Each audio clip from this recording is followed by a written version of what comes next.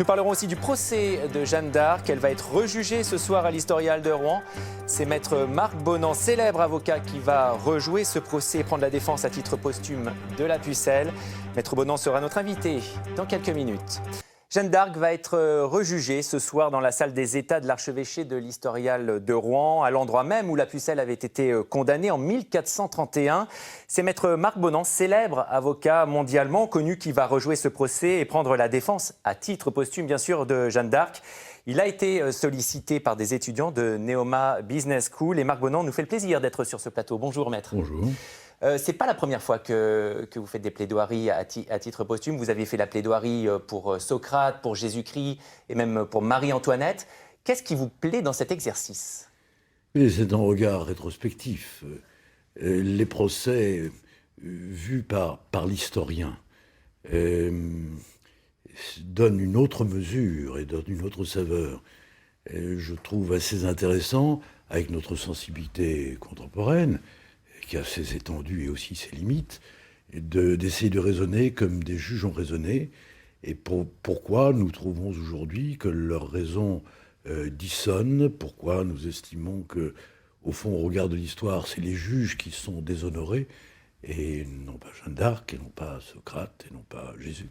Qu'est-ce qui est intéressant dans le cas particulier de Jeanne d'Arc? Alors tout est intéressant. D'abord le déroulement des procès, la comparaison entre nos codes d'aujourd'hui et les codes de l'Inquisition, cette idée que la justice n'était pas rendue pour châtier un coupable, mais pour terroriser le peuple. C'était énoncé comme ça dans les directorium, c'est-à-dire dans les voies tracées des inquisiteurs. Ce qui est intéressant aussi, c'est la réception de Jeanne d'Arc. Je vous le disais tout à l'heure, le XVIe et XVIIe siècle ne s'en sont pas beaucoup préoccupés, mais le XVIIIe siècle dit des Lumières, qui ne comprenait pas grand-chose aux clartés du Moyen-Âge, a ironisé. Le XVIIIe siècle, agnostique, athée, matérialiste. Le cas extrême, c'est le cas de la Pucelle d'Orléans de Voltaire. Et puis la réhabilitation de Jeanne d'Arc au XIXe siècle, notamment par Michelet, par Schiller aussi. Et puis la manière dont elle est traitée aujourd'hui, aujourd'hui au XXe siècle, elle est tour à tour revendiquée comme la première des féministes, dans la tradition allégorique et symbolique des Valkyries ou des Amazones. Alors, elle est considérée comme une femme de gauche, parce qu'issue du peuple, parce que subvertissant la hiérarchie naturelle. Bertolt Brecht, à cet égard, la considère comme étant l'allégorie parfaite de la critique sociale. Donc je trouve amusant de voir comment les héritiers, comment les successeurs perçoivent un fait passé et comment, au fond, ils le redisent en l'inventant dans le regard de leur modernité. Alors à l'époque, elle avait peu de défenseurs, hein, Jeanne d'Arc. Est-ce qu'on peut dire que c'était quelque part un faux procès, un procès politique? Oh oui, c'était assurément un procès. C'était un procès politique et religieux.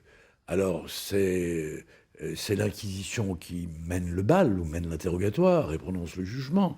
Mais les juges du premier procès étaient totalement inféodés politiquement aux Bourguignons et aux Anglais. Il était important que Jeanne fût condamnée, moins pour les hérésies qu'elle aurait pu commettre, que parce que le sacre de Charles VII portait son empreinte. Et au fond, tout ce qui déshonorait le roi, ce qui minait sa légitimité, était favorable à l'ennemi, les Bourguignons et les Anglais. Et s'il avait eu un bon avocat, elle s'en serait sorti ou pas? Mais on lui a proposé, à l'époque, l'Inquisition ne prévoyait pas des avocats, mais des conseillers. Alors on lui a proposé un conseiller, mais qui était trop aux mains des Anglais pour jouer un rôle d'indépendance. Mais elle a fait ce qu'a fait Socrate. Elle a dit, au fond, je suis innocente. Socrate a dit, on lui avait proposé Lysias, un des grands plaideurs attiques, et Socrate de dire, je suis innocent, je n'ai pas besoin d'avocat. Ce qui est naturellement une grande faute d'appréciation. Maître, en 20 secondes, on voit bien que vous aimez prendre la défense de toutes ces victimes-là. Est-ce que vous pourriez prendre la défense de quelqu'un comme Hitler, par exemple, ou le djihadiste qu'on a cité en début de journal?